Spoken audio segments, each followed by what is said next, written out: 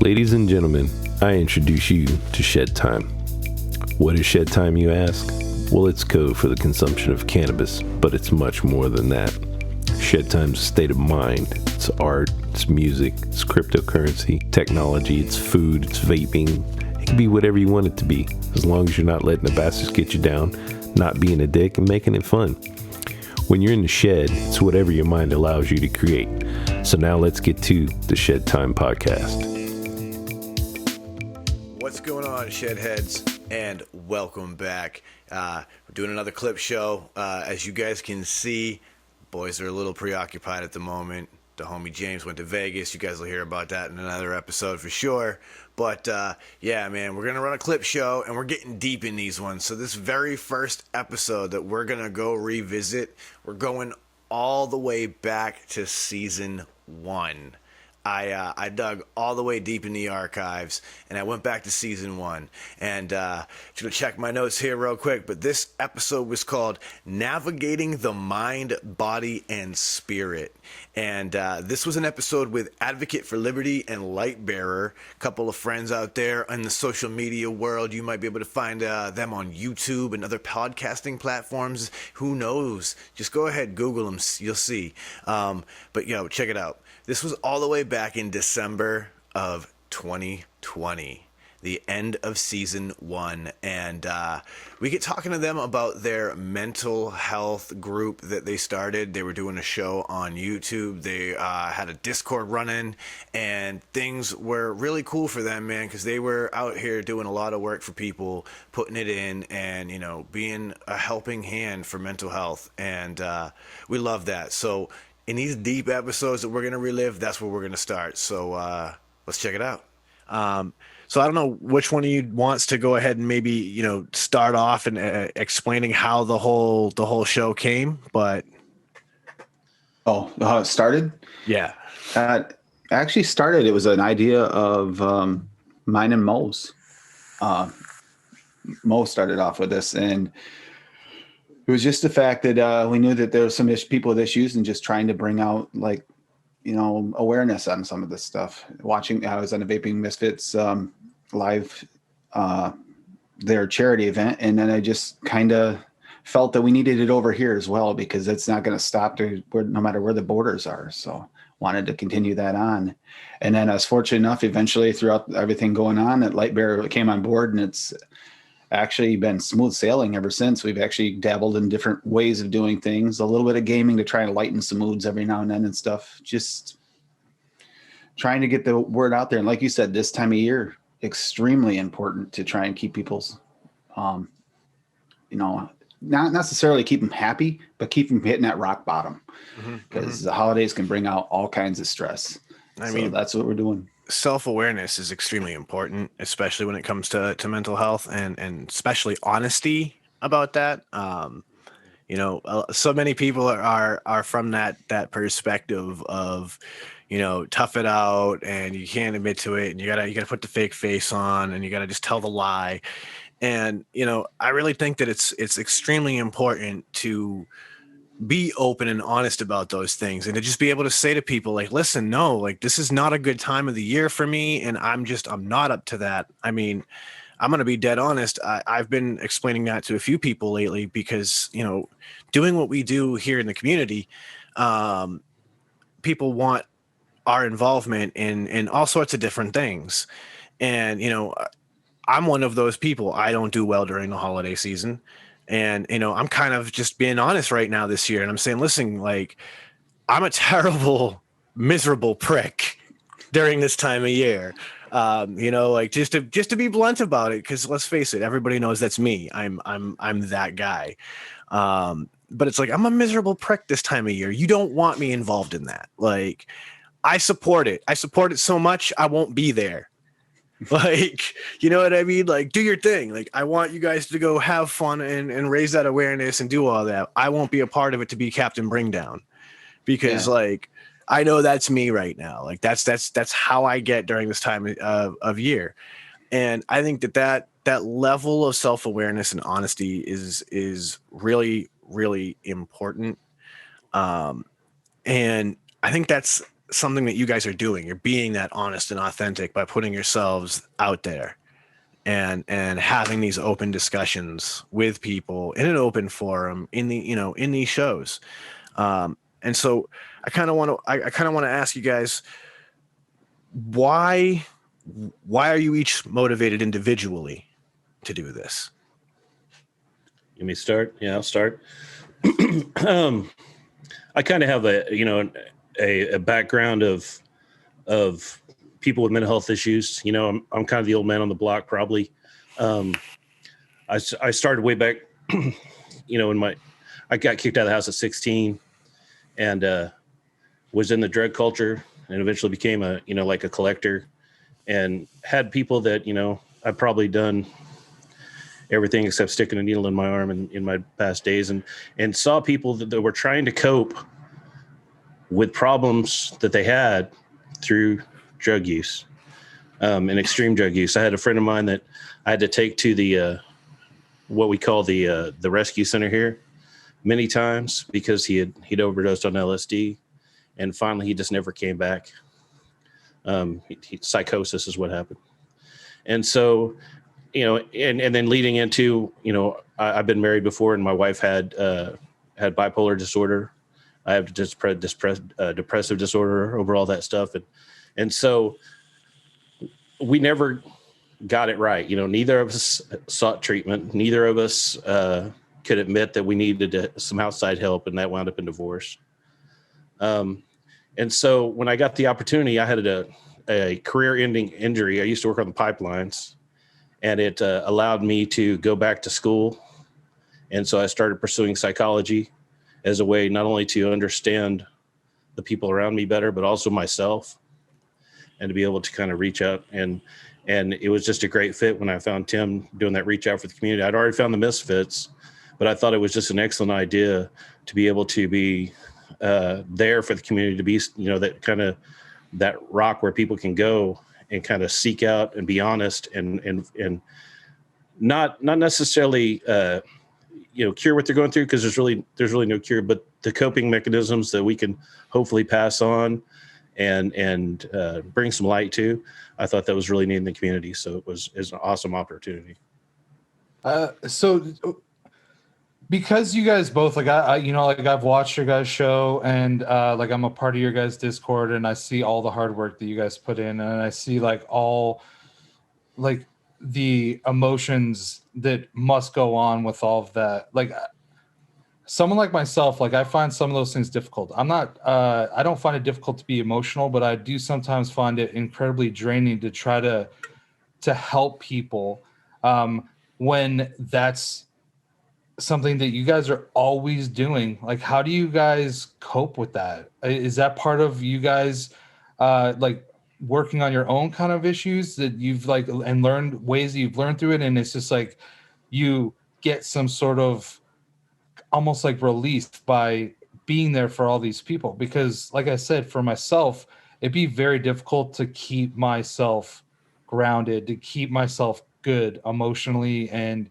just mentally if I was constantly trying to help people and like hear all these terrible stories. Like, I'm one of those people that when I watch those infomercials about like kids starving in Africa, like, it genuinely affects me. I watch it and I'm like, man, this is fucked up. So like, I can only imagine if it's like people that I'm friends with or all, and hearing all of their, you know, hardships and issues that they're going through. Like, how do you guys find that affects you when you guys are doing these things and leading these programs?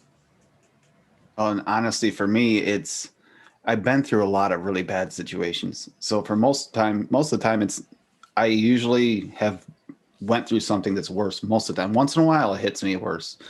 But like losing my son, and his birthday's December 29th, and I'm just pushing through this year better than I have since it happened because of the community. So it does have that feedback situation where it does help you as well.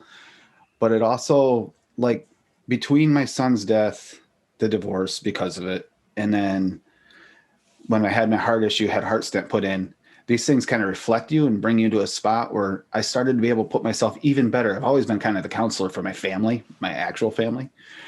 And I did do some counseling at a Brattleboro retreat. when that was up and running, which was like a rehab center. But for me, it's a big thing. I'm trying to think of how to word it. I can put myself in people's shoes better than the average person. I've gotten to the point where if I think about it, I can literally, like, even if it's a completely different mindset than mine, I've gotten to the point where somehow I can kind of think from their perspective. If I give it time, if I don't make a snap judgment, I give it time, I can think from their perspective. And sometimes it can even reach through to people that most people think are lost and can't help. Usually I can get through because I can try and filter through, like, how are they thinking?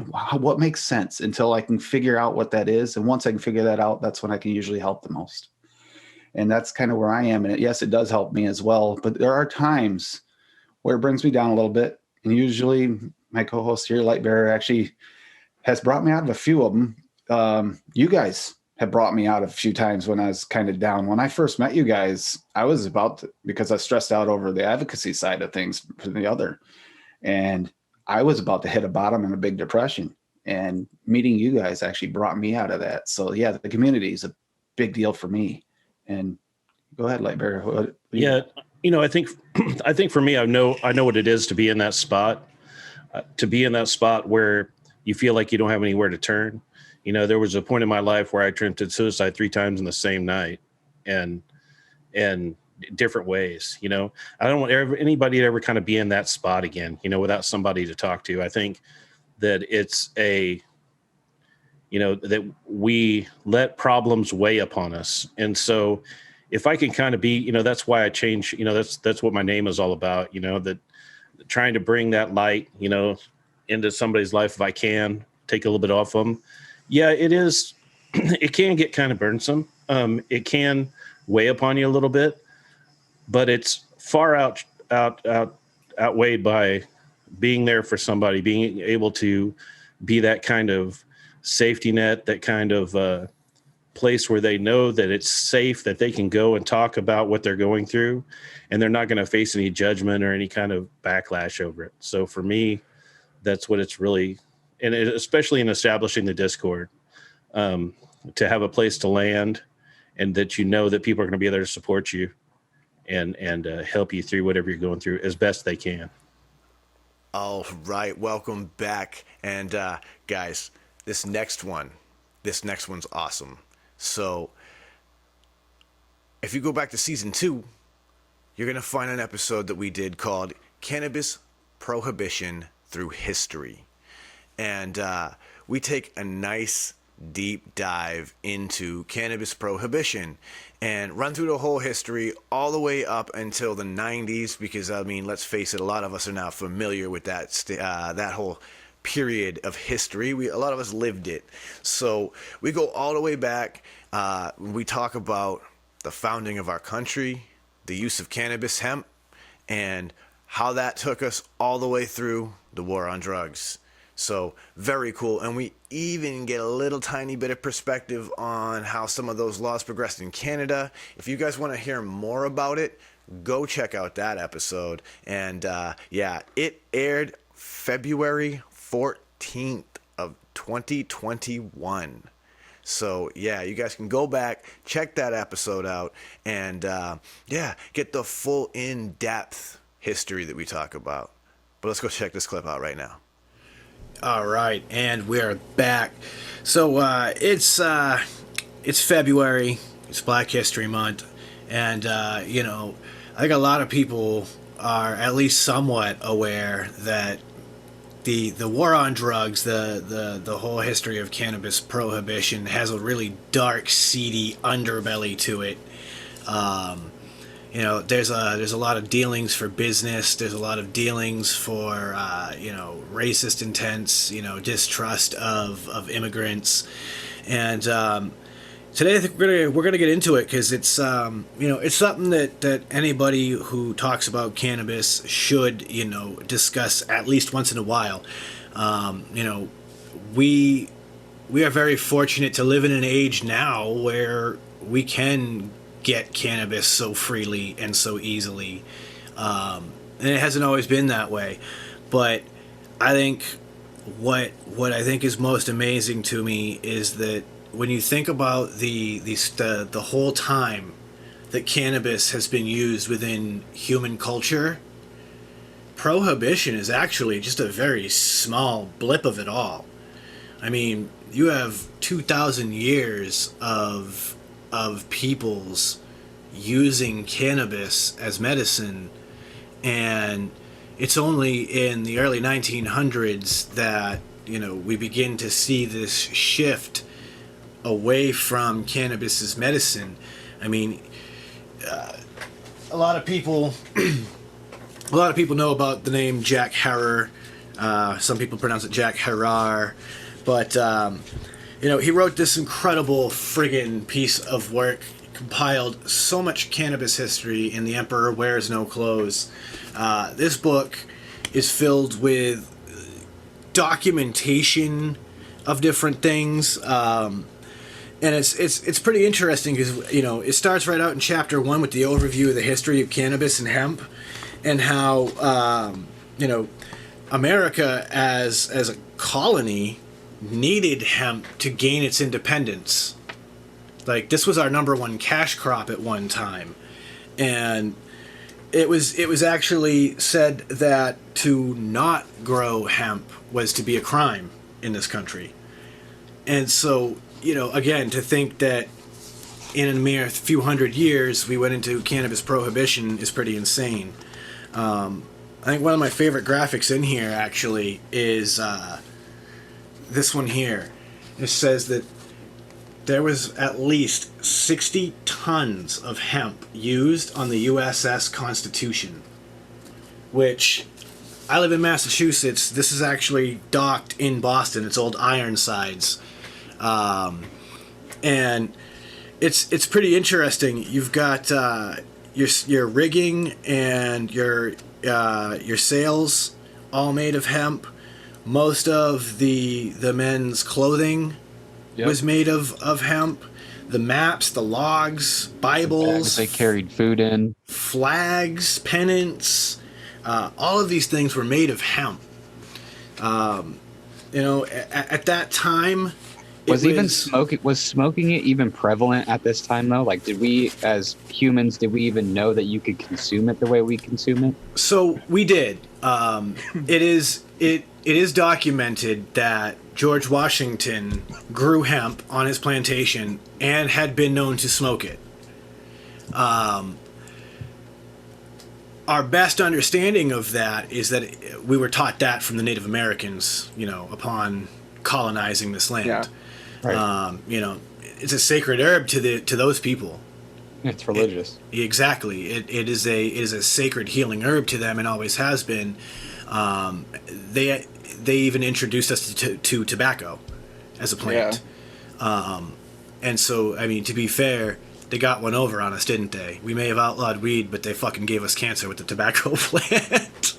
Well, I don't even know if so much it was. That's kind of what I'm curious. I feel like we kind of took it and added a lot of shit to it to also. Well, we definitely we didn't help our own cause. We didn't help us. Wasn't it the lumber industry that really put it out?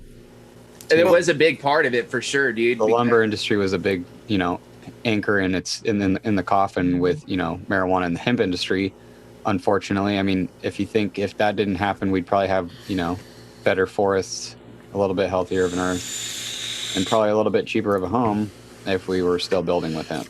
I'm glad you brought that up, actually, because there's an interesting fact in here that I wanted to actually pull out. Because all this stuff plays into prior to what you're gonna mention, and it's heavy. You know what I mean? Like, absolutely, it's like a trickling effect of where it's lied and then what, you know, like you said, it's crazy. Because this is that add it all together. In this book, chapter 4, they get into the last days of legal cannabis, and like I said, it's funny you brought the forestry part up because it's actually called A Plan to Save Our Forests.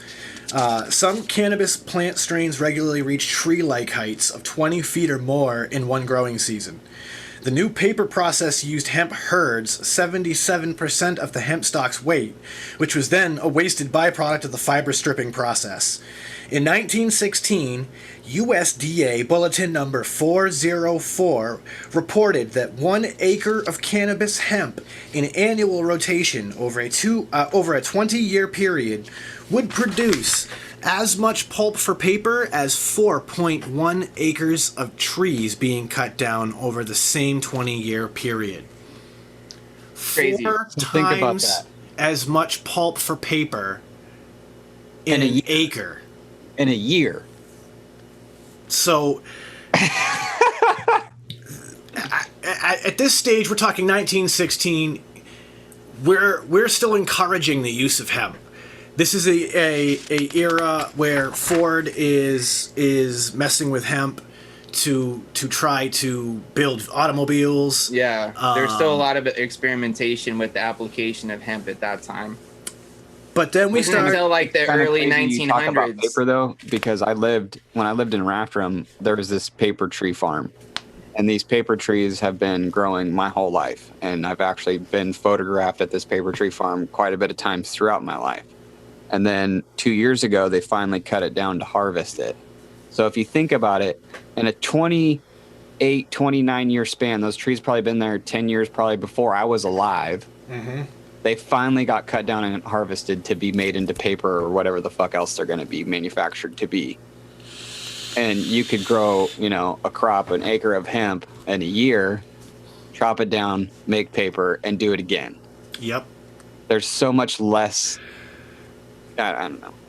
No, you're absolutely right though. Like it Less literally of an impact on the environment that way. In the environment, there's less impact on in just the soil, let alone to try to make those products grow and cut down. It's just way cleaner in the sense of like, let's think about a lot of those trees that they cut down. They're still laying out there, and it's been 3 years since they cut it down. All that shit's got to dry out, and they got to. It's a crazy process. Like it takes roughly 20 years to grow a tree to a point that you can cut it down and harvest it. And then, like you said, at that point, there's still a whole process of having to prepare it before it can be used for lumber or for paper or any of that. And meanwhile, absolutely, it takes 3 to 4 months to grow a field of hemp. And in the right climate, a place like, say, California, where you can have a 24-hour or year-round growing climate, you can grow that same patch 4 separate times. So the benefit of that is amazing. That 1 acre can be 4 acres in a single year.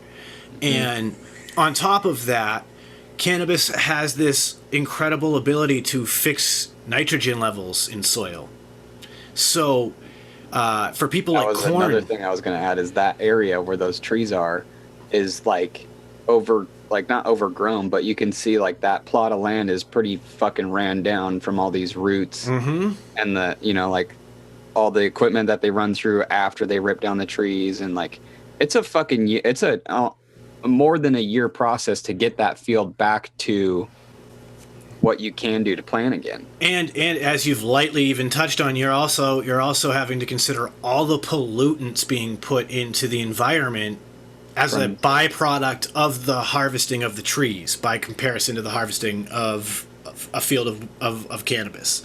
Because it takes large diesel equipment to harvest trees. It takes a few people and some hand tools, and you can harvest an acre of cannabis. Well, like, do we not, like, the thing about history that I just love, and I don't know that I just, like, it kind of brings you to your knees is, like, do we not remember, like, the photographs of soldiers standing next to, like, these hemp farms that were, like, when it was going out, like, when it's becoming illegal, like, all these hemp farms and just mounds and mounds of trees. Like, these aren't fucking weed plants that we're seeing in High Times, you guys. We're talking about fucking trees. Like, these are monstrous plants. Like, yeah, well, I mean, you were able to let it grow wild at the time. Yeah. So to kind of get back into the timeline, 1930 starts coming around, and we're witnessing a few big business changes. Chemical solvents being one of them. DuPont has patented a chemical solvent for wood pulp, which is going to revolutionize wood pulp based paper manufacturing. So now they have an interest in trying to get rid of hemp as its competition.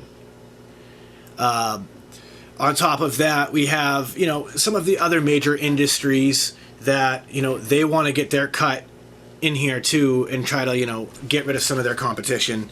And so, you've got Hearst Paper Manufacturing, Kimberly-Clark, St. Regis, all working together in order to try to get legislation passed that's going to remove hemp.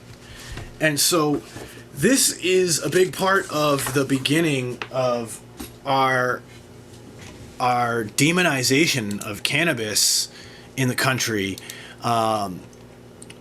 PBS actually has a fantastic article that I found that I've shared with the guys. It has just a nice breakdown, a timeline, and to kind of pull us all together here on this one. 1906, we have the Pure Food and Drug Act, which required labeling of any cannabis that was contained in over-the-counter remedies, because at that time it was still something common. Now, through the 1900s and 1920s, Mexican immigrants start to really introduce the recreational use of cannabis. After the Mexican Revolution of 1910, Mexican immigrants started moving their way into the U.S. They were, escaping tons of persecution and hardship in their own country. And as they began to make their way into the U.S., they started introducing American culture to the recreational use of smoking marijuana. And at this point, that's when the drug becomes associated with immigrants, and the fear and prejudice of Spanish-speaking newcomers becomes associated with marijuana. Anti-drug campaigners warned against the encroaching marijuana menace, and even went so far as to, stop using the term cannabis and starting to use marijuana to really make it an ethnic sort of issue. Which I think is very interesting, because it's literally like we today have 1,000 slang terms for weed, right? Like we don't even think about it. I'm curious if it's like maybe like it's almost like a genetic thing. Maybe this is maybe a funny kind of reason. Like my dad's Spanish and stuff. Maybe this is why I like marijuana so much, because it's in my genes. I don't even necessarily think it's that at all. I think, or maybe it's just time. Time changes everything. You know what I mean? But I mean, realistically, if I'm going to get into that and wax philosophical for a second, I think that it's just in the human condition. I mean, we have an endocannabinoid system, and I think it's just because it's something that grows in all parts of the world, all races and all backgrounds have had their interaction with cannabis throughout history. At the same time in the 1920s, we also have the Great Depression happening here in the U.S.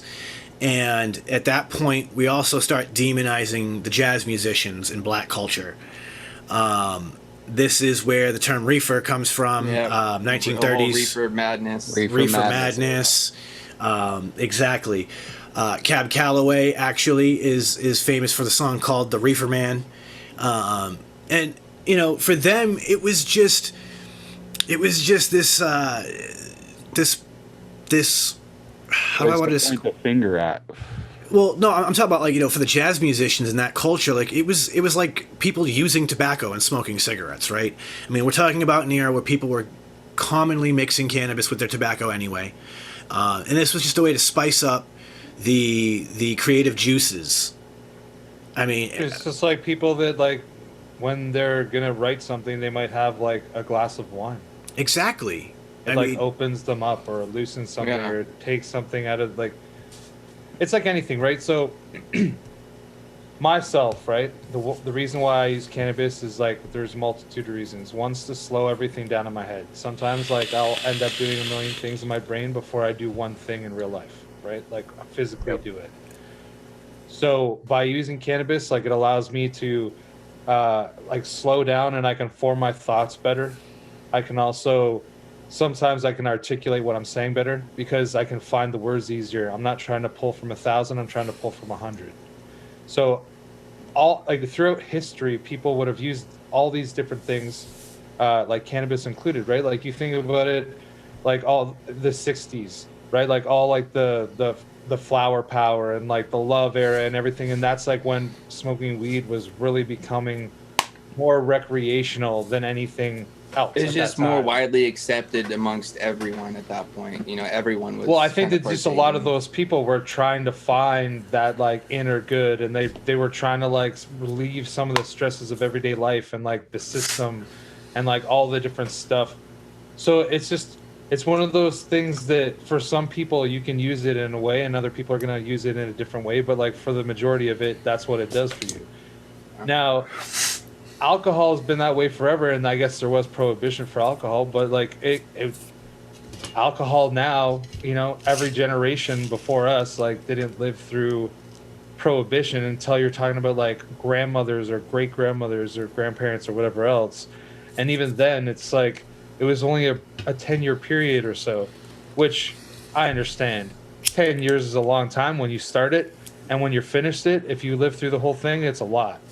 But you have people that could be like our grandparents' age, like someone who's in their 80s or 90s that are still alive, and 90% of their life there was like such negative tones towards anything to do with cannabis. Right, and let me counter that and add that, you know, one of the major differences here is that even in the era leading up to prohibition of alcohol, there were documented deaths attributed to alcohol.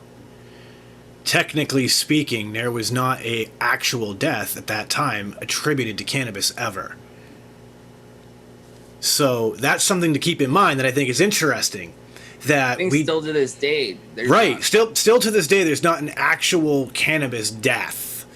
I mean, that they can narrow down to cannabis itself. Exactly. Like, yes, could somebody have been high and you know made a wrong turn? Absolutely. Yeah. But a death based strictly on the use of cannabis alone has not been had. So to kind of get back on this timeline, you know, 1930s, we've got the Great Depression, which starts creating a public resentment for immigrants within the country because, I mean, everybody's out of work. And what is you know, we see it even here now in the country as a common narrative that it's the immigrants taking the jobs, the immigrants. You know, not the Which fact I always think is crazy is because we are a country built on immigration. And not to mention that, I mean, like most... It's just crazy to think about, right? In most cases, too, the jobs that the immigrants take are the jobs that these people who are bitching aren't going to take. You know, like these manufacturing jobs that people think are below them are the jobs that immigrants come to this country and they end up don't getting. pay enough. And you know what? Shout out to those guys because Hey, I've worked them. I've worked those jobs with those guys. It sucks. It sucks. I've worked in warehouse jobs doing manual labor practically my whole life, dude. Yeah, well, like, think about our buddy Dan on Mylanta. Like he's working in, you know, actual, you know, assembly plants. Like that's the places that the immigrant workers end up. Yep. You Shit, know? at the door shop I was at, man. We had quite a few people that came from like, I had a guy that came from Cuba, a couple from, you know, Mexico and stuff like that, and just like they come here to make a living for themselves. You know what I'm saying? And you're a natural born American, and you dude. worked there. Yeah. See, they didn't keep you from getting a job. Like yeah, it's just. But they hustle, man. You know, at that point, you know, the government starts, you know, finding a concern with marijuana, and it instigates a flurry of research, which, you know, we know how this goes as people in the vape community. We see it even to this day. You know, bad social science, bad research, trying to link cannabis with violence, crime, and socially deviant behaviors, and primarily committed by racially inferior or underclass communities. And this is quoted, you know, here in the text that I'm reading. By 1931, 29 states had outlawed the use of marijuana. Also in 1930, we have the creation of the Federal Bureau of Narcotics, the FBN, which is Harry J. Anslinger. And Anslinger is, basically our country's first ever drug czar. So 1932, we get the Uniform State Narcotics Act. So concerns about the rising use of marijuana and research linking its use with crime and other social problems creates pressure on the federal government. And rather than promoting federal legislation, the Bureau of Narcotics strongly encourages state governments to accept responsibility for control of the problem by adopting a Uniform State Narcotics Act. So now we get to 1936, and we get the propaganda film we all know and love, Reefer Madness, produced by French director Louise Gasnier. The Motion Picture Association of America, composed of the major Hollywood studios, banned the showing of any narcotics in films. So that's an interesting note. So now we get to 1937, and this is where I start to get enraged. This is where the truth butter, the rage sweats start to come out a little bit. The Marijuana Tax Act. So, Marijuana Tax Act. After the lurid national propaganda campaign against evil weed, Congress passes the Marijuana Tax Act. The statute effectively criminalizes marijuana, restricting possession of the drug to individuals who paid an excise tax for certain authorized medical and industrial uses. So, here is the problem. The Marijuana Tax Act required growers and farmers to bring their cannabis to get a tax stamp in order to be able to grow and legally sell their cannabis. The problem is, it was a federal crime to transport that cannabis across state lines to get your federal tax stamp. So in trying to commit to the law and follow the law to still grow your hemp, you are actually violating law. And that is literally where the very first arrest for marijuana in the United States comes from, is through one farmer trying to abide by the law and actually bringing a crop to get his tax stamp.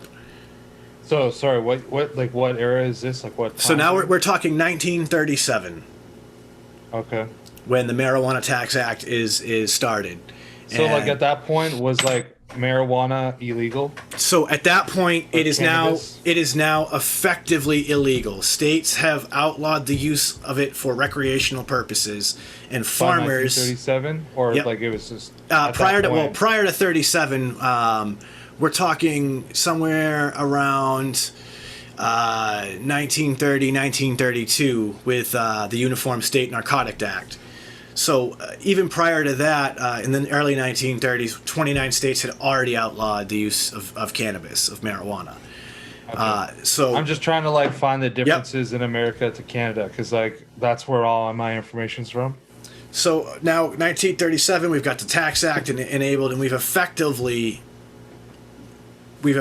outlawed weed, because there's no way that a farmer can grow hemp and sell it for anything anymore without breaking the law.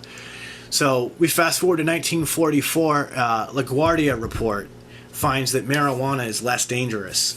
So the New York Academy of Medicine issues an extensively researched report declaring that, contrary to earlier research and popular belief, use of marijuana did not induce violence, insanity, or sex crimes, or lead to addiction or other drugs.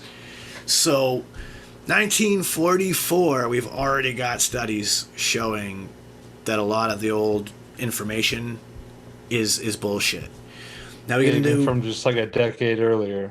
Now, also in the 1940s, we've got the Hemp for Victory movement, where for a brief period of time, our government encourages farmers to again grow hemp because we need these hemp fibers to make rope and everything for the war efforts of World War II. So we're backpedaling. We're going, okay, forget the Marijuana Tax Act and the way that it worked before. We're going to, issue you this brief opportunity to grow some cannabis and help us help the nation. Yeah. So the Hemp for Victory movement has American farmers registered in the program harvesting 375,000 acres of hemp.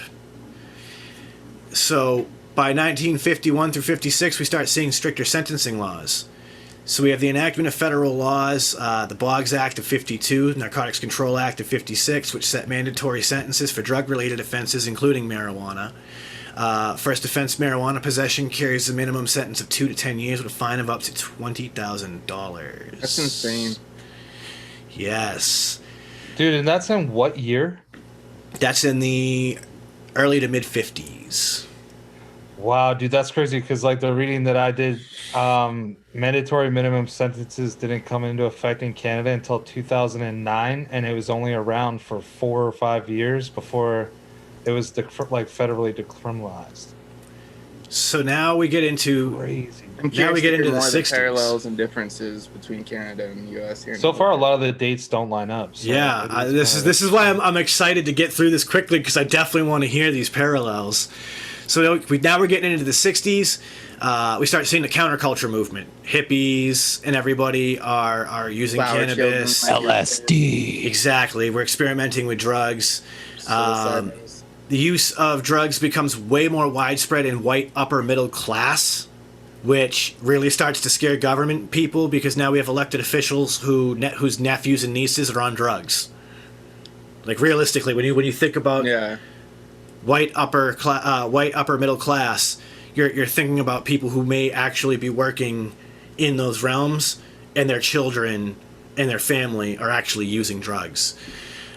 Reports commissioned by Presidents Kennedy and Johnson find that marijuana use did not induce violence nor lead to use of heavier drugs. Policy towards marijuana begins to involve considerations of treatment as well as criminal penalties. Get into the late 60s, 1968, and we've got the creation of the Bureau of Narcotics and Dangerous Drugs. So this is a merger of the FBN and the Bureau of Dangerous Drugs of the Food and Drug Administration. 1970s, Congress repeals most of the mandatory penalties for drug-related offenses. Widely acknowledged that the mandatory minimum sentences in the 1950s had done nothing to eliminate the drug culture that embraced marijuana use through the 60s, and that minimum sentences imposed were often unduly harsh. So now we're up into the 70s. We've got the Schaefer Commission, bipartisan Schaefer Commission, appointed by President Nixon at the direction of Congress, considers laws regarding marijuana and determines that personal use of marijuana should be decriminalized. All right, so here, this is another one of those ragey moments. 1972, Nixon. God damn it. Nixon orders this commission to do this report. They recommend decriminalization for personal use. Nixon rejects the recommendation over the course of the 1970s. 11 states decriminalized marijuana, and most others reduced their penalties. Now he creates the DEA in the 1973. Merger of the Bureau of Narcotics and Dangerous Drugs and the Office of Drug Abuse Law becomes the DEA. Also in this era is when we have the founding of High Times. You know. Isn't this when Just Say No? Yes. The war on drugs. Well, no, Just Say No is Reagan. Reagan. I was going to say that's when the war on drugs really started. So Nixon really starts to kick it off. Yeah, and then that's where he starts laying the groundwork. Exactly. So now, in 1976, a nationwide movement emerges of conservative parents groups lobbying for stricter regulation of marijuana and the prevention of drug use by teenagers. Some of these groups become quite powerful, and with the support of the DEA and the National Institute on Drug Abuse, they become instrumental in affecting public attitudes, which led to the 1980 War on Drugs. So now that begins the war on drug era. 1986, we have the Anti-Drug Abuse Act, mandatory sentences. President Reagan signs the Anti-Drug Abuse Act, reinstituting mandatory sentences for drug-related crimes. In conjunction with the Comprehensive Crime Control Act of 1984, the new law raised federal penalties for marijuana possession and dealing, basing the penalties on the amount of the drug involved. Possession of 100 marijuana plants received the same penalty as possession of 100 grams of heroin. A later amendment to the Anti-Drug Abuse Act established that 3 strikes and you're out policy, requiring life sentences for repeat drug offenders and providing for the death penalty for drug kingpins. That's nuts. Now we get into the late 80s, we have George Bush's war on drugs, where George Bush declares a new war on drugs in a nationally televised speech. And by 1996, we see the first state medical use law passed with Prop 215 in California, Fuck yeah, California. So there's your quick overview of the entire timeline of cannabis prohibition in the United States. Yeah, because once like California did the medical, then over the past, you know, what when was that again, Sean? 1996, Prop 215 So within passes. the past 15 years or so, you've seen a lot more states starting to pop up with medical use, and then the recreational, thing started to happen. And what the crazy part about that is I thought it was crazy that California wasn't the first state to go recreational, but Colorado. Yeah, it was Colorado, but even then, it was crazy seeing that all happen, because that's stuff that this is all things that happened within our lifetime that we've seen the change of the perspective compared to like all this stuff that we were just talking about, and how different the perspective was in all these different time periods, and seeing how over time the population has kind of changed their minds about it, even though the national government hasn't quite got there yet. You know what I'm saying? So I'm curious to hear what Canada's like, though. All right. How you feeling? Get a little ragey at a couple points? I know there's a few points in that one that got me riled up. But yeah, this next episode, we're talking about what it is to make it. Yeah. It's a cool subject, man, and it's interesting. We get into some deep thought, and it's funny because as I was watching this episode and putting it all together for the editing, there were some moments in it that I was like, damn, I gotta go bring this back up to the boys and see how they reflect on that. So who knows? Maybe you're gonna catch an episode where we reflect on some of the thoughts that we've had in the past. But for right now, let's see what it is to make it. All right. I hope you out there in listener land are taking your Dynavaps. So, yeah, guys, like we were talking at the very beginning, I was having a conversation with a coworker this week, and, we were talking about this whole idea that, we all want to make it, and some people, can say that, but we're not really sure, what that even means. What does that even mean, bro? For real. What is that? And I got thinking about it, and it was like, all right, let's be objective for a second. If you set a goal and you achieve said goal, well, then you've made it. I mean, in its most simple sense, right? Yeah, when you put it like that, I guess so. Yeah, that makes sense. So logically, yeah, if we break it down to the simplest thing, then it might be I have this goal to, get in, maybe run a mile in under 10 minutes. Or for me, for instance, I had a goal to get 1,000 subscribers on YouTube, and I hit that goal. So did I make it? Right. Well, exactly. You made it to that. But I made it. Yeah. And that's I think you're literally leading into it. I know what you're saying. That's why I kind of brought that up. It's just when do you really make it? When do you draw that line of yeah, okay, I finally actually made it? Because it's just there's always I feel like this kind of ties into our think rich, sort of conversation that we had. It's just once you get to somewhere, it's why not take that next step to go even further? Right. Keep bettering yourself. You know what I mean? So it's just yeah, you may think that's making it now, but once you get there, it's is that still, do you still feel like you made it, or is there another? Right. Right. Well, that's what we were kind of talking about, in the world of business, right? Yeah. It's all right, cool. Well, once I've become manager, then I'll have made it. And you're all right, now that you're the manager, you're well, wait a minute, I didn't really make it, did I? Because it's I'm still working for somebody else. I don't own this place. And so you get to that stage, it's all right, well, now I own it. So now have I made it? Or no, because I only own one, and I'm not like these other guys who own a franchise. Yeah. And so it's interesting that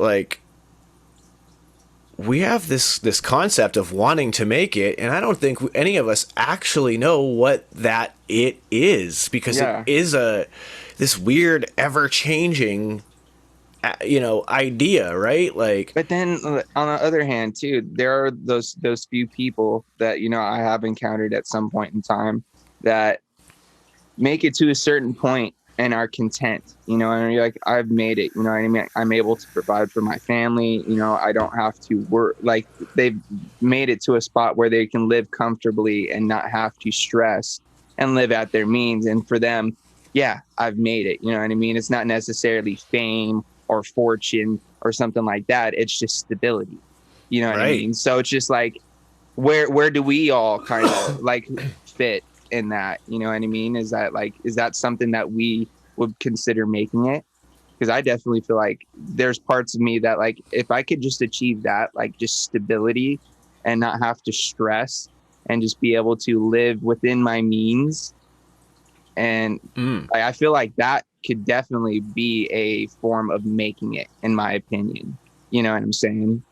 I totally agree. I don't think that's wrong. Because it is a difficult thing, though, right? Because there's all these lines, and what's making it for one person is not making it for another person. Exactly, So, and like, that's the kind of success is a different idea of success. Well, and I mean, I was thinking about that too, in the sense that, like, I think everybody has a certain make it point in a lot of different things in life, right? Mm-hmm. Like, I know as a musician, when I was like really, hell bent that was what I wanted to do in life. I really wanted to go be a performing artist and do all that. And I got myself so involved in the music industry that at one point, I mean, I was managing a record label with multiple artists under my belt. I was doing all these other weird little things throughout the industry. And, on the one hand, I didn't even think that I had really made it. You know what I mean? Like, I wasn't anywhere as far as I was concerned. But on the other hand, I had been doing things like opening for people like Onyx and House of Pain and performing in front of crowds that are like, in the tens of thousands of people now. Yeah. So if I'm able to open for people in crowds that size, I mean, isn't that really making it in that sense? Like, dude, you just rocked a fucking like festival. That's making it to some extent in that world. But then, as I always kept it real, it was like, but then I came home and had to go back to work at the donut shop selling coffee. Yeah, like that. It depends, right? If you like set it out to being like, yo, I want to make it in this, that I can do exactly what you just said, and you're doing it, then yeah, you made it. But if you're like, I want to make a career and a living out of this, then obviously you didn't make it. Like, right. It's shitty that it's that cut and dry, but it's kind of true, right?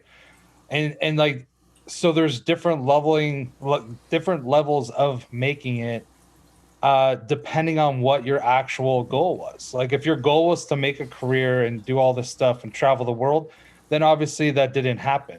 But if your goal was to be a legitimate performing artist that got to do some of those events, then yeah, dude, you made it.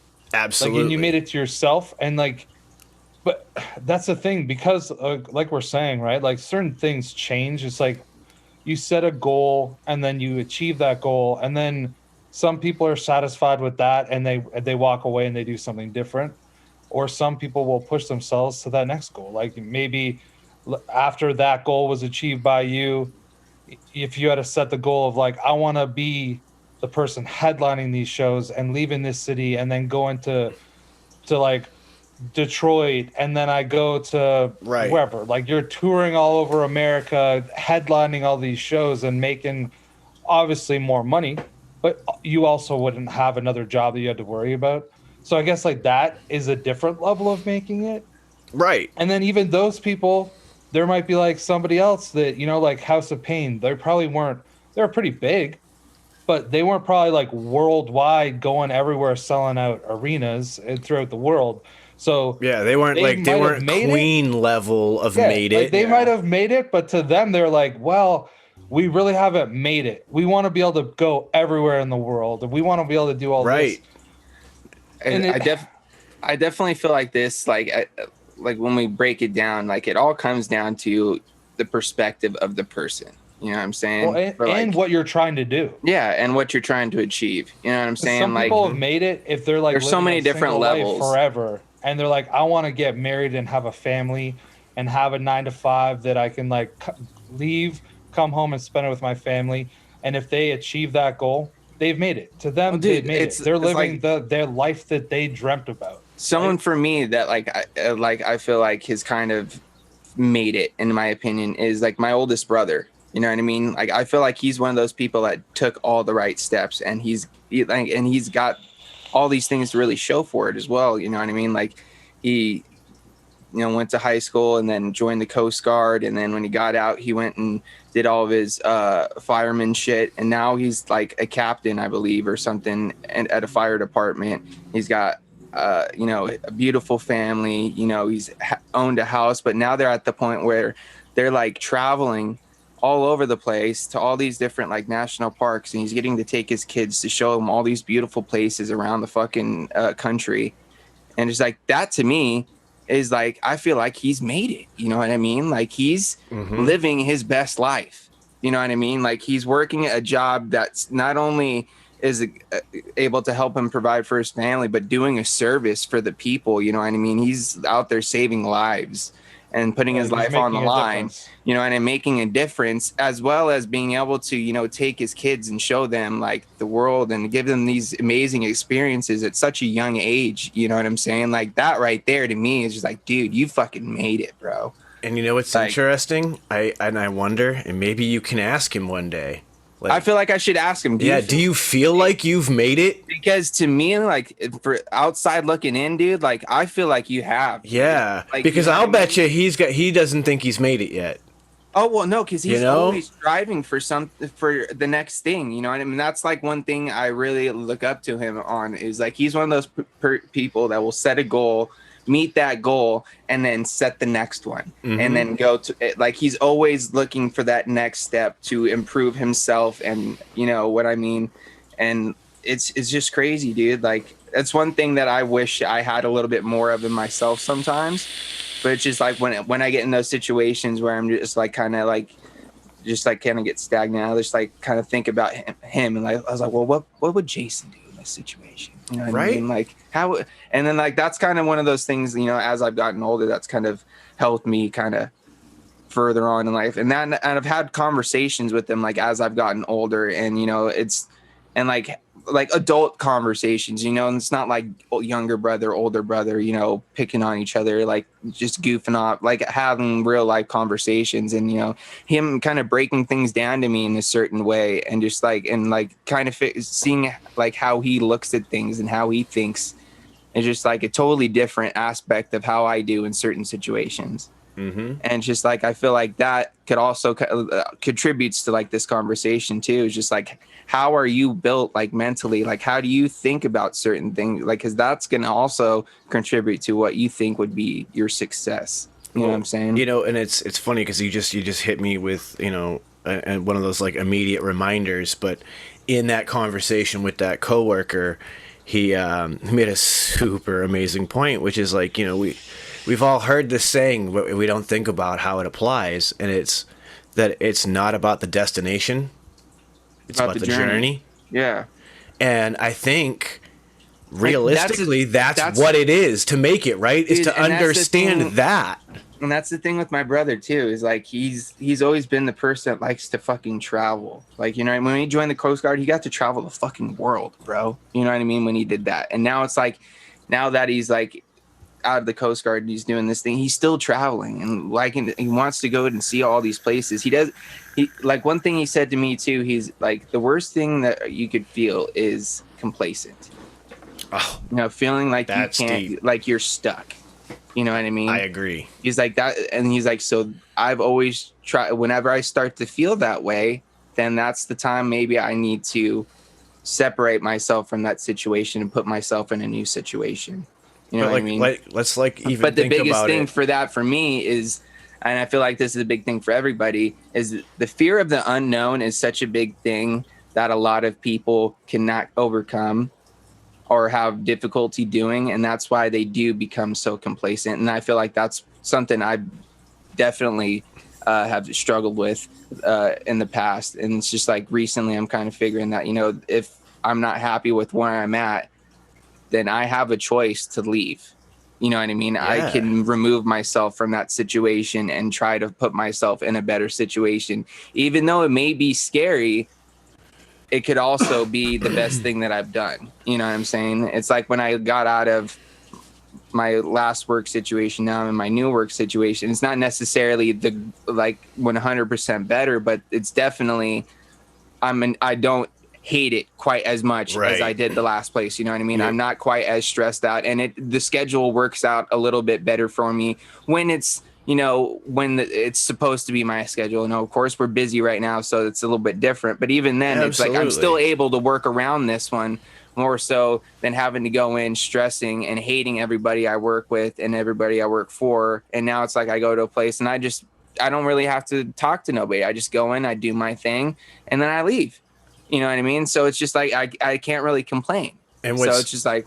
And what's interesting to me is that we would agree in that sense that we wouldn't say you've made it, but no, I've made a better situation. But in the sense of it's about the journey, not the destination.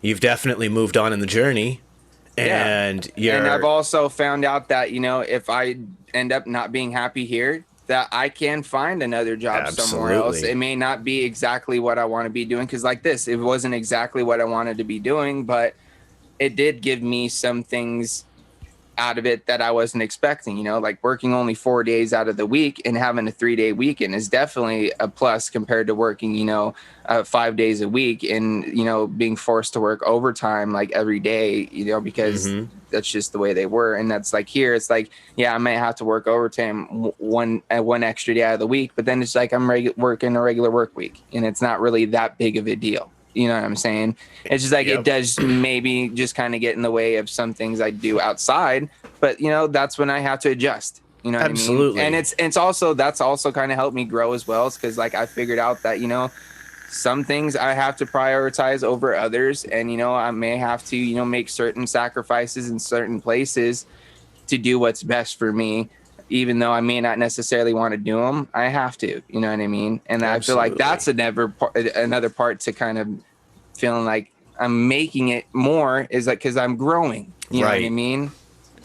And as a person, I'm learning how to deal with certain situations in a better way to better myself and the situation, you know what I'm saying? And compared to getting negative and hurting myself or feeling complacent and feeling defeated, I can find ways to, grow and feel like I'm persevering over the situation compared to getting beaten down by it.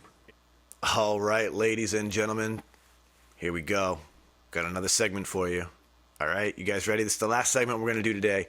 But this one right here, this is how do you value time? Another episode from season 2. This one hit the air on June 14th of 2021. And dude, this was an interesting one because you'll hear it in the episode, but we got asked this question about how do you quantify the value of one's time? And I mean, really, I guess you're gonna witness us start to break it down and then kind of wax philosophically about business and branding. Very interesting. We use a couple of vape brands as comparisons, both American made, and so it's a very cool episode, and we think a little deep on this level. So get ready, check it out. And welcome back, ladies and gentlemen. So if you guys, have followed us for a while, then you're probably familiar with, a cast of characters and such that we spend a lot of time with. We have some friends that we've had on the green room several times. They've joined us in things like the build-offs and all that. One of those friends is our pal Duchess. You guys may have heard us talk about Duchess coils, vaping on them from time to time. So he's a good friend of ours, and he sent us an email recently with a really, really great question. And let's just read the email, I guess, and we can dive into it from there. But let's see. He says, I was sitting thinking about adding things to my menu, and it got me thinking if I did something more exotic, but I'd have to raise the price on those builds more than the traditional builds. So while I was sitting here thinking, I had a bit of a deep question pop into my head, and that is, how do you quantify time relative to the labor you put into something? So, Good question. yeah, how do you quantify the value of your time when you're working on something? And it's interesting because I've been thinking about this since we first saw the question get dropped, and I'll tell you what, I feel like it literally changes based on circumstance, individual, etc. I mean, it as a photographer, for example, I'm at a point now where I have spent a lot of my time, a lot of my own money, a lot of my energy learning a lot of things in order to craft the images I craft the way I do. As a result, I feel justified based on the prices of my professional peers to ask the price I ask of people when I enter into a project with them. That being said, I know when I started, I thought about it like this. A basic minimum wage job at the time when I was starting, doing my camera stuff and shooting music videos, it was like $10, $11 an hour in my area. And I figured at that point, my skill level with my camera surpassed the skill level required and the knowledge level required of a burger flipper at McDonald's. You're beyond the minimum wage. Yeah, so I was like, all right, so I can level. definitely justify asking for more than a minimum wage, so to speak. I looked at my peers and I saw that a lot of people were charging, $100 an hour to shoot a music video. I saw the quality of the product that they put out and knew that I wasn't going to be at that skill level. And I looked at other people who were doing it a little more passively and saw that, some of them were doing like $75 an hour. And I thought, all right, well, I'm not of that skill level yet either. So from there, I proposed that I would charge $25 an hour. I felt that for the skill level I had, for my creative capabilities, that was a viable price for somebody without any real heavy portfolio to ask to start working with people. And thankfully, a lot of the artists I was working with at the time agreed that that was a reasonable price for my skill level. And they allowed me to work with them and start to build a portfolio. As I built my portfolio and I began to acquire new skills, new training, new techniques and things of how to, do that, I would start to ask for more money. Well, you want to do these creative things. I know how to do them now, but that requires more money because it takes more time, more effort, more energy. Yeah, more work. More work, exactly. And from there, I started to get my numbers up to a point where I felt justified, saying, well, listen, $50 an hour is what I charge when I do this work. This is the equipment that I have that I can provide to work with. This is the portfolio I have now. This is what I can do. This is what I've done, etc. And at that point, you either start getting clients or you don't, right? And people are either willing to pay that price or right. They're not. Like that's really exactly what it comes down to, right? And so at that point, I continued to get clients and continued to get work. And it is a weird thing, right? Because you have this like psychology of sales where if you have a great product and you undervalue it, nobody wants to buy it because there must be something wrong. But if you have a great product and you overvalue it, nobody wants to buy it because it's overpriced and pretentiously high. Overpriced. Yeah. So there's like this weird psychology of sales. And when you're a craftsman of any kind, you're not only selling the product that you create, but you're also selling yourself. Yeah. And I think that's really the stumbling block. How do you quantify your personal value in dollar form? Well, I think that it's so hard too, right? Because this is when you first said it, because I hadn't heard it before. You said it just right now, like everyone else heard. That it's so dependent for me. It's like, how much do I want to spend my time doing that? You know what I mean? It's not how much is my time worth. It's because some things I might be willing to do for very low returns because I just enjoy them. And it gives me an opportunity to do it, and I enjoy it. So if I don't end up making that much money on it, that's fine because I'm really doing it more for personal enjoyment. But if you're asking me to like come help you dig a ditch, then I'll be like, this is how much I think I'm worth, or whatever, like depending on how much A, I enjoy doing it, B, how knowledgeable I am on it or experienced I am on it, and then if it's like just something I don't want to fucking do at all. You know what I mean? Like, right. Those are like my price ranges. So for me, it's hard to know. But I agree, and that's the thing is like for at least the purpose of what Duchess is asking, I'm at least trying to consider it from a craftsman's perspective, right? Like where you've personally when you're providing something. Yeah. I mean, there's obviously the basic economic aspect of it, which is first and foremost cost of supplies divided by time taken to create a product.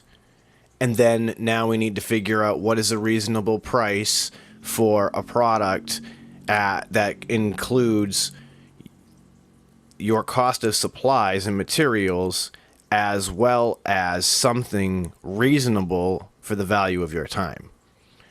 So like my wife, for example, does crochet, and she'll crochet, a stuffed animal for somebody. And for her, it's all right, well, if I'm using this yarn and it costs me, $6 for this bundle of yarn, and a crochet hook is like a $3 thing, then we're talking about, let's say, $10 in materials. All right, cool. Now there's the investment of my time. How long does it take me to create this product? Well, if it takes 3 hours and I want to charge $20 an hour for my time, well, 60 plus $10 in materials, $70. There we go. We've started to find a price point. And I mean, that's just the basic economics of it. But if the bigger, grander question is how do you quantify and value that time, then I think the only real answer is your experience, right?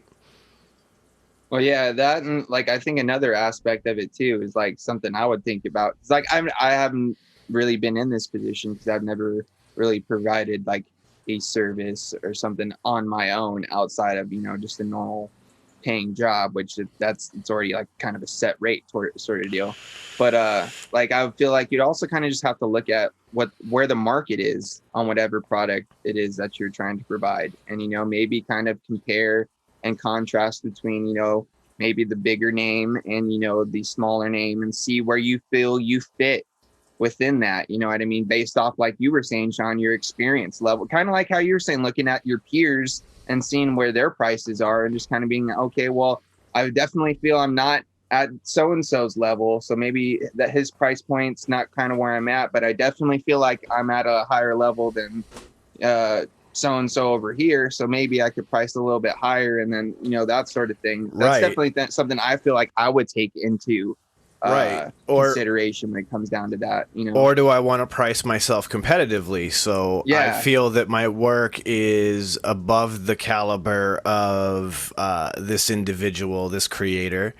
Yeah, I'm and going to it's just, like, charge also the trying same not to- rate as this creator and let the customer decide. Do they want to go to him because they like his work, or do they see my work, like my work, and want to pay the same price? Yeah, because there's that fine line of you don't want to undersell yourself either. Because like you were saying, you do run into that issue sometimes where someone's like, okay, well, these look real nice, but why are they so cheap compared to these ones? You know what I mean? There's got to be something wrong, you know? So it's like, it's definitely a weird, like, kind of psychological sort of situation. Like you're saying, like, that's Absolutely. an Like, interesting thought, man. Like I've never really thought about it personally until like there's I this read this, weird. and it's just like, dude, that is a interesting question, you know? There's this weird conundrum, right? You can put a beautiful piece of furniture out on the sidewalk with a sign that says free, and nobody will take it for 2 or 3 days.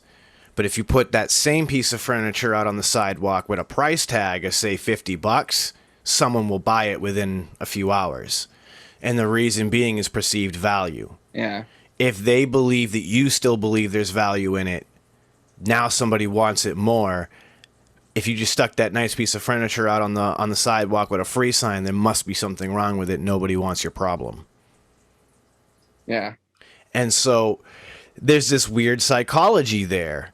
And that's a kind of aspect of sales that, like, I can't say necessarily applies to, you know, the circumstance in like Duchess's case. Yeah. But it is something that I think that, like, as creators, we have to consider, is that, like, you can't undervalue your product because then nobody buys it. Doesn't matter. Well, there's no point in like undervaluing it, because even if people do buy it, what are you going to do after? It's like, oh yeah, now you're hooked and I'm going to charge way more.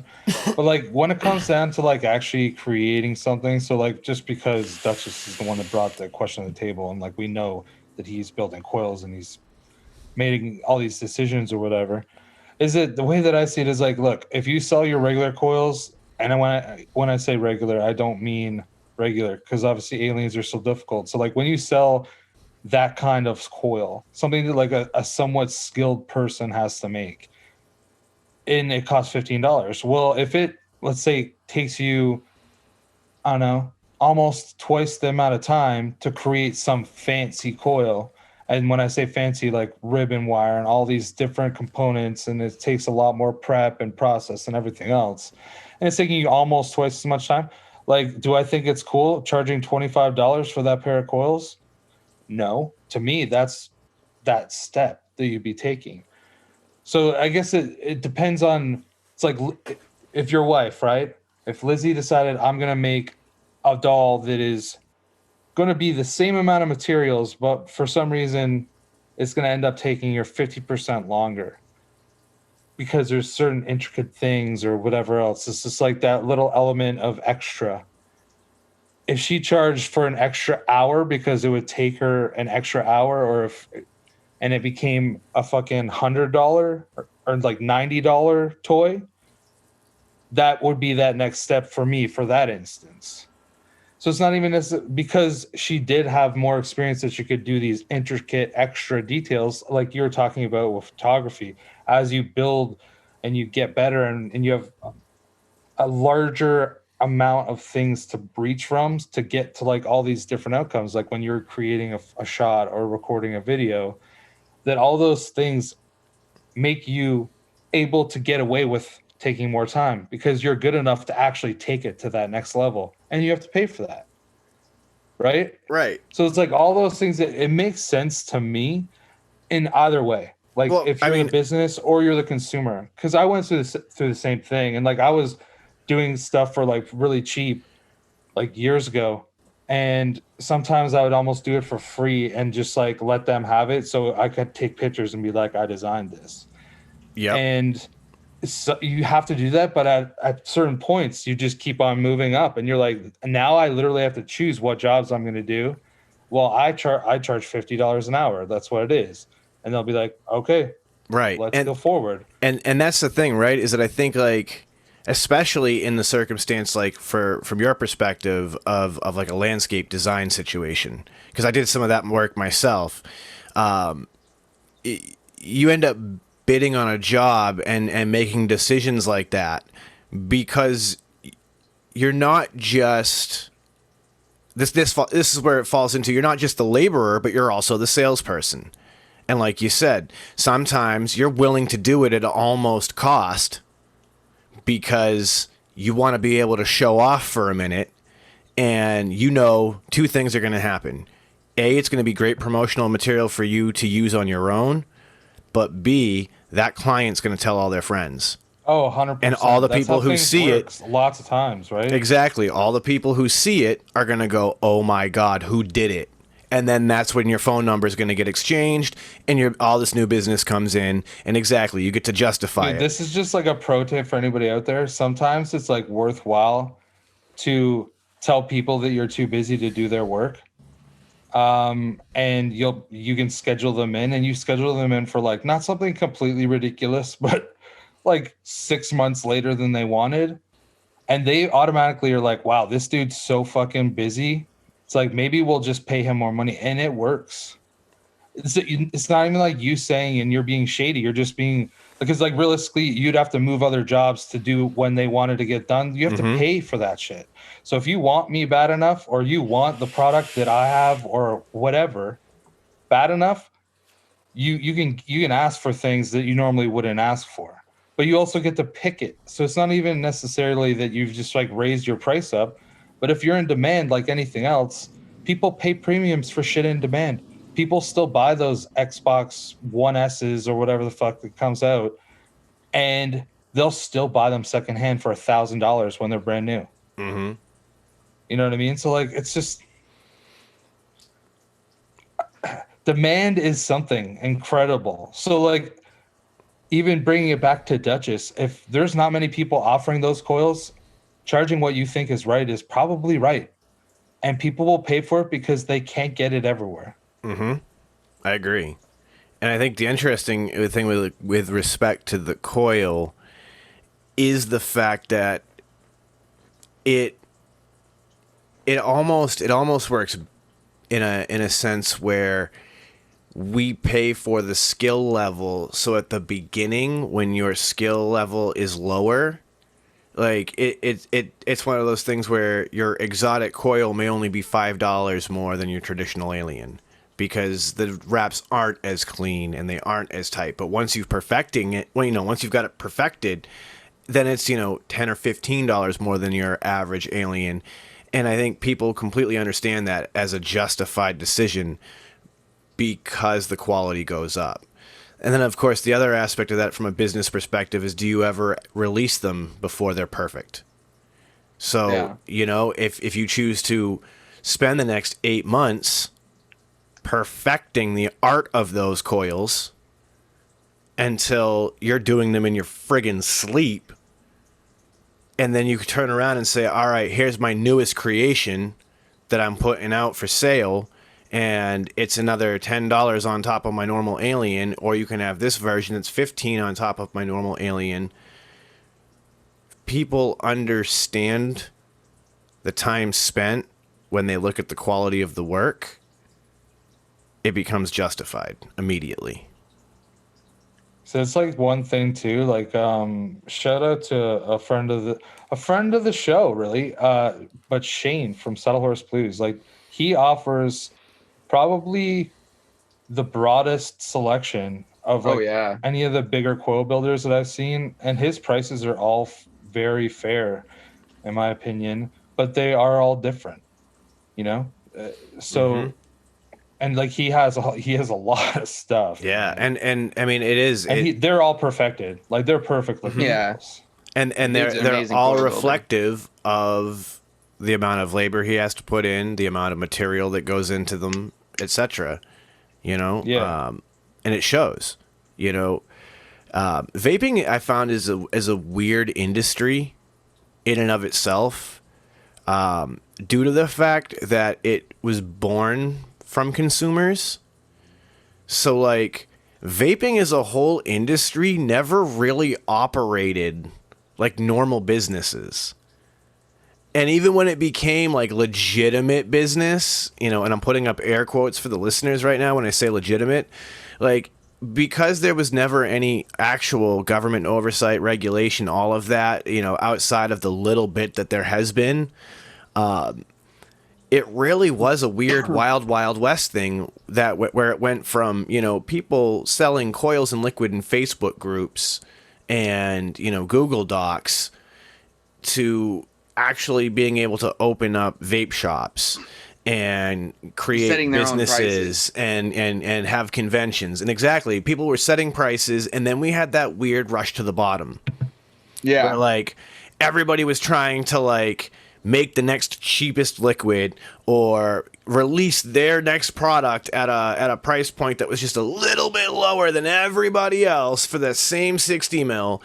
And it was the weirdest thing because nobody wanted to, like, collectively hold a line and be like, no, we all need to make money together. Like, let's all agree this is the, you know, the regular price point for this and the regular price points for that. And so vaping, I feel like, still has this, like, element of wild, wild west to it where, like, somebody can drop a tube Mac and be like, this is a $300 tube Mac. And then somebody can drop a tube Mac that is basically the same idea and it's a $100 tube Mac. And nobody even blinks. We're just like, all right, cool. I want both of them. Yeah. they both look cool. I want them both. I don't care. Like, it's the weirdest I'm not even thing. really against what you're saying because, like, I do feel that I more commonly will buy 2 of the $100 ones by the end of the day and not the $300 one. That's like more my speed. But I get it. There's a lot of people. And I don't even mean that in the sense of cloning. I just mean like you know, like you could buy like a unicorn tube Mac, a heavy hitter, or a heavy hitter, or a unicorn, you know, yeah. And these are They're different price points. And at the end of the day, they're still basically the same concept of a mod. You know, it's a fucking tube. We put an atomizer on it. We stuff a battery and it makes the contact. The circuit is complete. We vape on it. It makes vapors. Like, at the end of the day, there isn't anything super amazing outside of, like, who builds it, all this other, you know, little nuance to it. Maybe like the switch component. Right. Like, you know, like, look at Kennedy. Like, why does Kennedy get to sell their mod for what they sell it for? Because it's a couple guys who have been doing it by themselves and they're with their team in their backyard, you know, and being American product 100% of the way. That's why they get to do what they do. You don't like it, don't buy it. And when you think about it, really, it's like actually quite inexpensive. No, for real, you're absolutely like, right. They were. I don't know if you can still get them, but I'm sure at some point they'll be back. But the fact that you could buy like a brand new Vindicator with like a constant contact switch for like $130, $140, that's really reasonable. That's really, really reasonable. When you think about, you know, the quote unquote cost of American made products. Yeah, and then you absolutely like a purge mod. Mm-hmm. That's like twice the price. Yeah, but I think that they're made in America though. No, they are. That's his point. That's my point. Is like you still have their same situation, still but look made at in the America. price inflection on the purge.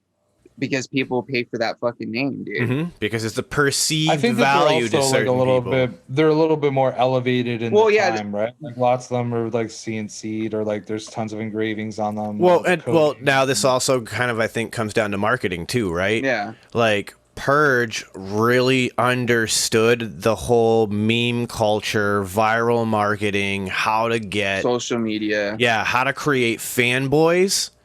Whereas I feel like Kennedy has a very cult following as well too. But I feel like Kennedy fans are they're the working class. Yeah, they're more reserved. They're more adult. Not to be disrespectful to anybody when I say it that way, but I feel like they are more adult than the Purge crowd. The Purge crowd, I feel like, is your 20-somethings.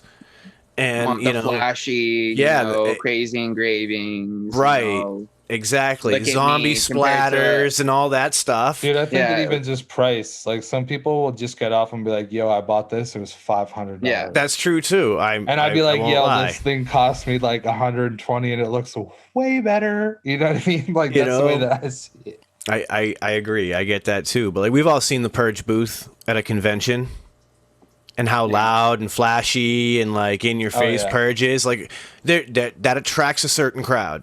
They've got their niche in the market. Yeah, bro, for sure. absolutely. They found their spot. They did. They found exactly the crowd they wanted to market to. As well as Kennedy did too. You know what I mean? He like found his Same. spot, like with like the more reserved crowd that likes more of the kind of like the sleeker, simpler sort of look to it. You know, the more. Well, he also has like less designs too, so that's obviously gonna allow him to like make them a little bit more affordable.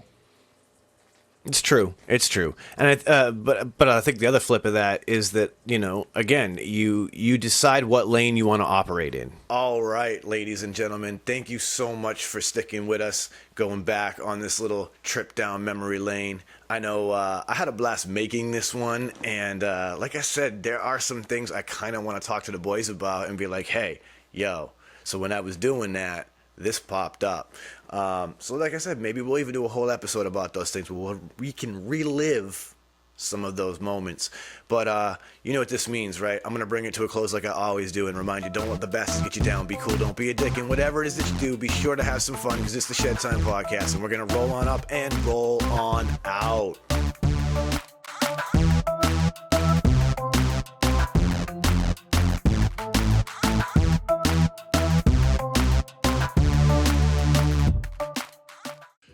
Dynavap, Dynavap, Dynavap. Looking to cut the cord on your dry herb vape? Dynavap. Trying to get the best taste from your herb? Dynavap. Ready to take your sesh to the next level? Then meet Dynavap, the best way to vape your flower or concentrate. Concentrates? That's right, your flower or hash can be vaped using Dynavap. Check out Dynavap.com to learn more. That's Dynavap.com. Lose the ash? Dynavap. What's going on, Shedheads? It's your boy, Frames Janklin. Are you looking to step up your match game or have a raw copper, brass, or stainless mod or RDA that you're absolutely tired of polishing? Then you need to go and hit up my man Ashton of Palmer's Powders. He does some absolutely amazing powder coating work. He offers many different colors and finishes at an absolutely killer price. This man is taking powder coating to a whole new level, and he can make your setup an absolute masterpiece. You can go follow him over on Instagram at Palmer's Powders, and you can go check out pricing on his website, palmerspowders.com. That's palmerspowders.com. And as always, let's just vape on, Shedheads. I want you to think of your favorite rebuildable right now. Yeah, okay, so you have a layer cake in your hand, and now you're about... Oh, sorry, yeah, that's not everyone's favorite. That's just mine. So think of your favorite rebuildable atomizer. Think about how good of a vape it produces for you. Now, take that and amplify it. And the way that you amplify that is you put in some Breezestone coils. Breezestone coils are handcrafted in Adelaide, Australia. They're made from some of the finest quality wire that you can get. I believe it's Wire Buddha. You take those coils, you take them out of that phenomenal packaging that clearly shows how much care that Adam puts on the quality of his coils and the insurance that you get them in good shape. You put them in that favorite RDA, and guess what? You have coils that now sing better than Celine Dion. Go check out Breezestone coils. You can find them on localvape.com and also steelvalleyvapors.com. Solid.